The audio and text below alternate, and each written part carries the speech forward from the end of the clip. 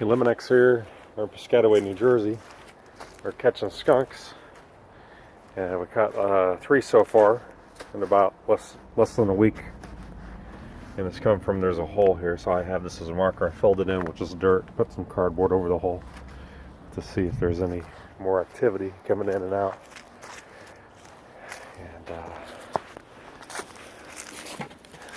hopefully this sucker doesn't spray. There he is. Hey guy, how you doing? Hope he doesn't spray because I'm currently using my van today.